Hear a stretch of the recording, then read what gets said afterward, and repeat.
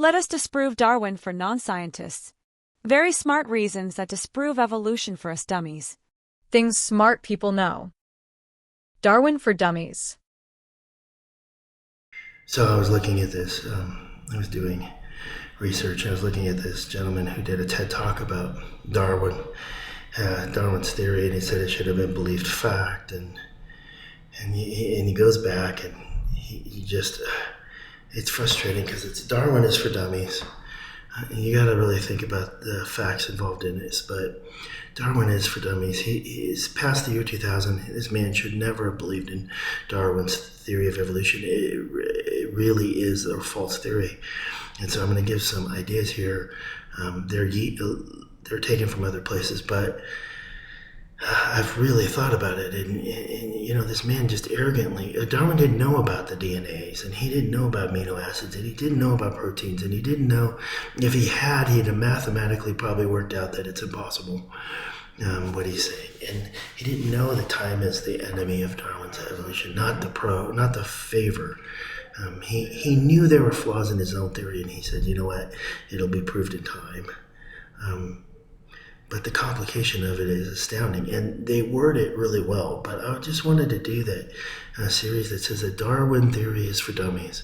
No real scientist would believe this crap. And if it weren't for so much political pressure on them as scientists, I have no axe to grind. I have no cross to bear when it comes to evolution. I just find that it is just totally impossible. And there are reasons why, and I'll do a series of it, then I'll put them all together. Anyway, thank you. Please see DGM Insights channel and subscribe. If common sense was common, why doesn't everyone have it? Story that's very interesting to me, which is that when Charles Darwin published his Origin of Species in 1859, the world was, on average, a much more religious world than it is today. The world has become much more secular. And of course, his one book didn't have that much evidence. But within 10 or 15 years, the scientific debate over evolution was over. Things smart people know. It is just not in the math. I'm trying to make this as simple as possible. It gets complex, but the math part of it also makes it very unrealistic to believe in Darwin evolution. And I don't think any scientist really would. When you think of there's proteins, there's amino acids that make up proteins, that make up strings and into the DNA. And so to make it really simple, you take a really long, even to make a very smallest amount of life, take a very long string of beads. Here's a way to illustrate it. You wrap those beads around, and each one's a different color. And so, or, you know, a pattern of colors. And so it would be very, very mathematically improbable that you would get the beads or the amino acids in the right combination to produce the smallest amount of life. And it's, I don't know how you can think it's possible, but here's the problem with it. Darwin didn't have the science. I'll probably dig it out, but I saw this guy who said that Darwin was right 100 and whatever years ago, and the real thing is he was wrong, and science has proved out that he's wrong. And so scientists thinking of something over 100 years ago is right really aren't looking at the facts. And one of the ways to disprove it is the math. So it's a very short sequence that we're talking about of DNA, and the number that becomes gibberish or unusable is 1 to the 77th power. That's an astounding number. That's really an amazing number. So the idea that it would come up with anything that was usable is 1 to the 77th power. And by the year 2000, evolution should have stopped as a theory. It should have gone away. There are a lot of people that respect Darwin because of where he was at and what science he knew and the conclusions he made. But really, when they started figuring out the complex nature of life, it should have gone away. So Please see DGM Insights channel and subscribe. If common sense was common, why doesn't everyone have it? Things smart people know. The 70 million year problem. this is sort of why no one should believe Darwinian evolution in general.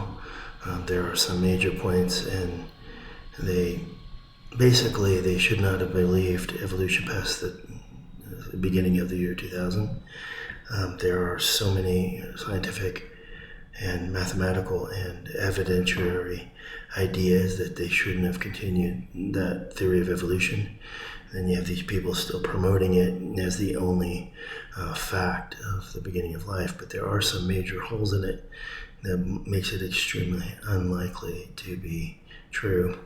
Darwin actually knew about the flaws in some of it, and he believed that in time that archaeological finds and scientific discoveries would prove his theory correct. And in fact, the opposite has happened, which is kind of interesting. So the one problem is that they believe that life happened over 70 million years. That estimate's been shortened to 10 million years because of the new evidence. And so the first logical idea is that life starts very, very small amount of time. In the archaeological record, it just is minute when it comes to being, and creatures come out of that with no precursors, no things before that. So in a basic point of view, 10 million years is not nearly enough. 70 million years is not nearly enough. And so when you analyze it, they know the population sizes, and they know mutation rates, and they know some other changes. That 70 million years is not nearly enough. It's like a blink of the eye, and so they know that it's extremely unlikely that that would be true. Please see DGM Insights channel and subscribe. If common sense was common, why doesn't everyone have it? Things smart people know. Darwin and the time math problem. So in my longer version, I'll give snippets of where this comes from. And at the end of the videos, you can see where the information comes from. But the interesting part to me is that it's code.